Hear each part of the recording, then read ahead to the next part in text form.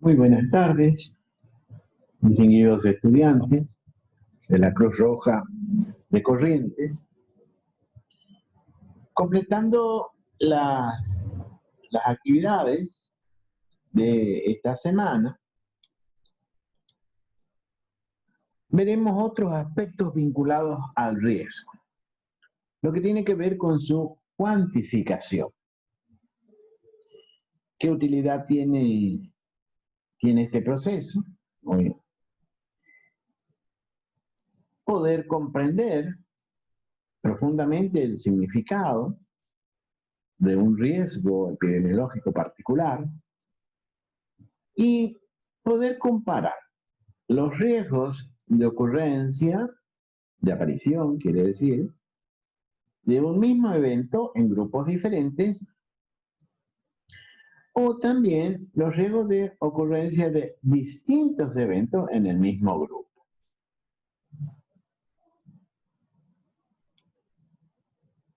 ¿Cómo se cuantifica el riesgo? Bueno, tenemos dos grandes grupos de medidas o determinaciones. Un grupo que se denominan medidas de efecto o asociación y otras que se denominan medidas de impacto. Ahora bien, estas dos categorías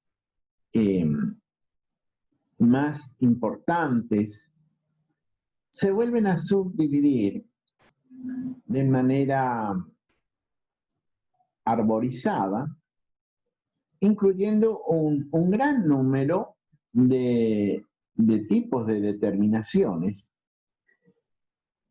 Y entendemos que es conveniente poder tener un panorama general de ellas a fin de poder ubicarlas convenientemente. Entonces decíamos que las medidas básicas de cuantificación de riesgo epidemiológico son las llamadas medidas de efecto o asociación y las medidas de impacto. Y como anticipáramos, cada una de estas dos categorías, efecto e impacto, se vuelven a dividir o a fraccionar en numerosas categorías o variables. Bien, en cuanto a las medidas de efecto o asociación, se dividen en dos grupos, las que se llaman relativas o de razón y las medidas absolutas o de diferencia. Las medidas relativas o de razón tienen dos tipos de determinaciones: el riesgo relativo y el odds ratio,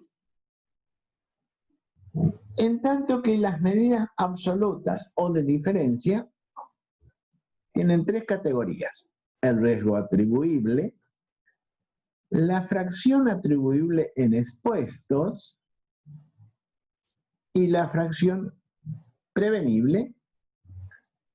En cuanto a la fracción atribuible en expuesto, se puede dar tanto en proporción o en forma porcentual, y lo mismo en relación a la fracción prevenible. Yendo a las medidas de impacto, en forma simplificada, se deben considerar el riesgo atribuible poblacional, que también puede ser proporcional o porcentual, y la fracción prevenible poblacional. Bueno, este cuadro puede parecer un tanto complejo, pero simplemente teniéndolo en cuenta, mirándolo con comodidad y tranquilidad, los conceptos en sí son muy sencillos. Y como decíamos en la clase anterior, la primera parte del estudio de una ciencia nos obliga a familiarizarnos con la terminología de dicha ciencia. Avanzamos. Decíamos de este primer grupo de medidas de efecto o asociación, incluyen las medidas de razón y las de diferencia. ¿Y para qué sirven? Bueno, para determinar la fuerza, la intensidad de la relación entre la exposición y el evento. Y también son útiles porque ellas permiten que se describa en un solo parámetro la asociación existente justamente entre una exposición y el riesgo de desarrollar cierta enfermedad. Ahora, atención, dentro de las medidas de efecto tenemos este subgrupo, las medidas relativas de razón, y tenemos dos categorías, el riesgo relativo y el odds ratio. El riesgo relativo es la división, el cociente entre la tasa de incidencia de la población expuesta y la no expuesta. El odds ratio sí ya es una medida un tanto más difícil de obtenerla y se debe utilizar algunas otras herramientas porque justamente el odds ratio es la medida que se va a utilizar cuando no se tiene la información completa para hacer otros cálculos más estrictos desde el punto de vista estadístico. Estas medidas están midiendo la diferencia, justamente de cuánto más probable es que un grupo expuesto tenga un evento en relación al no expuesto. Ahora, la segunda categoría dentro de las medidas de efecto o asociación son las medidas absolutas o de diferencia, y ellas están marcándose ya un exceso o una diferencia neta en el sentido matemático de los casos entre grupos expuestos y los no expuestos. Los tres tipos de fórmulas que se pueden utilizar se relacionan con el riesgo atribuible, la fracción atribuible en expuestos y la fracción prevenible, ya sea absoluta o porcentual.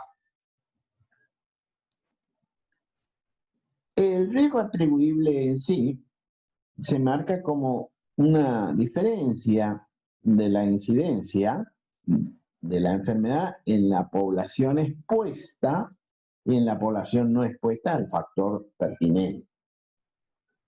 En tanto que la fracción atribuible en expuesto proporciona un porcentaje de casos de una enfermedad en el grupo expuesto y atribuido exclusivamente al factor de referencia. En tanto que la fracción prevenible es proporción de enfermedad en la población que se podría prevenir si toda la población fuera expuesta a un factor de protección.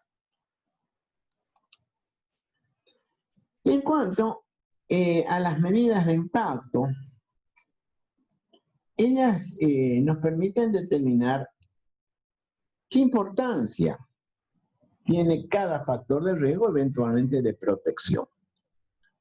¿Para qué? Bueno, para orientarnos al desarrollo de programas y a la utilización racional de los recursos disponibles. Las fórmulas o conceptos formulados matemáticamente de importancia en este rango de medidas de impacto son el riesgo atribuible poblacional, que es simplemente la diferencia entre la incidencia de la enfermedad en toda la población y la incidencia en la población no expuesta a un factor específico. También se lo puede expresar proporcionalmente eventualmente porcentualmente.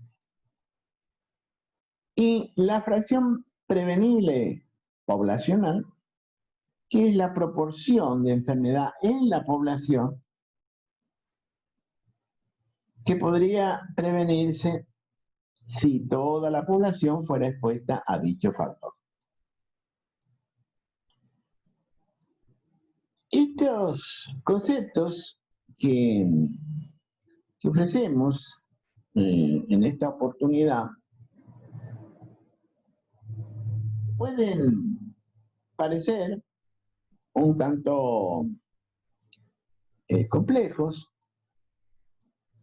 pero como decíamos anteriormente, toda disciplina tiene su terminología propia y parte del estudio de cualquier ciencia es familiarizarse justamente con los términos, los sentidos y eventualmente eh, orientarse hacia una posible aplicación. Concluimos. Bueno, justamente, es importante y útil familiarizarse siempre con la terminología específica de una ciencia, hacer gradualmente esa integración de sentido y palabra, e ir pensando en futuras exploraciones de las aplicaciones posibles. También, como dijimos anteriormente, nuestro reconocimiento a todos por su participación, su dedicación, por la calidad de los resultados que están obteniendo.